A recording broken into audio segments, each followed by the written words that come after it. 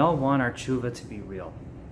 We want the change to be something that's so much more than just lip service, so that a year from now, we really are in a different place than we are right now.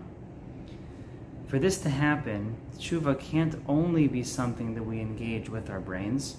It also has to be something that we find a way to internalize into our hearts. The heart is the target. The heart is the goal, and that's the key to tshuva.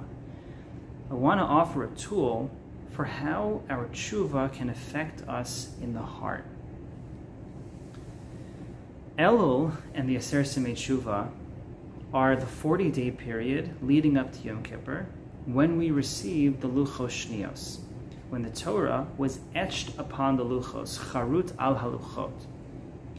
The Nefesh HaChaim brings that the process of engraving the Torah on the Luchos is also meant to happen upon the heart as well. Katveim al luach libecha, says the pasuk in Mishlei. Now, how do we engrave something upon the heart? That's the question.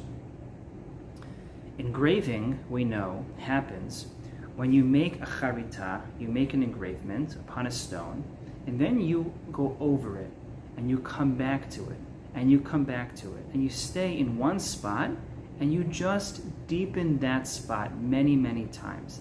That's the process of engraving. The Balei Mussar referred to this process when it comes to the heart as ha'avarat ha'kulmus, taking the kulmus, the quill, and a Maimer Chazal, and going over this Maimer Chazal many, many times, this concept, until it penetrates the heart. Now the obvious problem is that engraving something on the luchos is not hard to do. The luchos are stationary, they're not alive, they're in one spot, and we can literally go over and over and over again. How do we do that with the heart? The heart is a living thing. It's always alive, it's always moving. The answer is that the engraving process upon the heart, havarat kulmus, must be done in a living way as well. This means that when we engrave something, we do it in real time, as we're living our lives. So, for instance, if I want to work on Sameach Bechelki, I want to be happier with the life that Hashem has given me. I want to be content. I can't only learn about that in the Beis Medrash, and I can't only decide that I want to do it.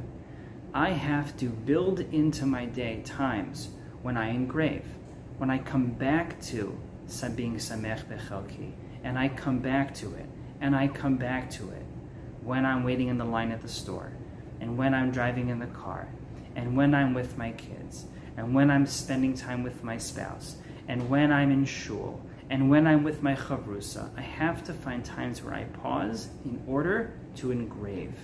And I take that one spot of being Sameach Bechelki, and I go deeper, and I go deeper, and I go deeper, and I come back to it over and over again. This is engraving upon the heart. It's not sterile. It doesn't happen in a laboratory. It doesn't happen in a factory. It happens in life. The power of pausing and coming back to the engraving that we want to do, this is how we hit the heart. This is how we penetrate, so that the tshuva is not only in our minds and it's not only on our mouths, but it's something very, very real.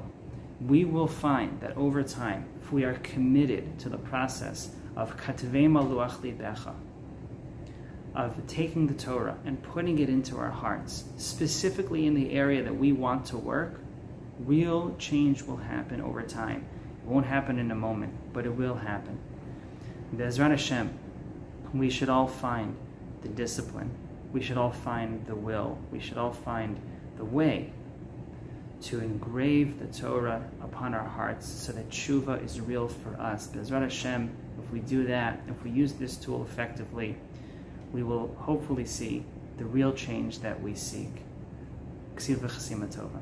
אפילו שעשינו משהו רע, הוא מוחל וסולח, מוחל וסולח, מושיט ידו לעזרה, ונותן ברחמיו את הכוח לתקן,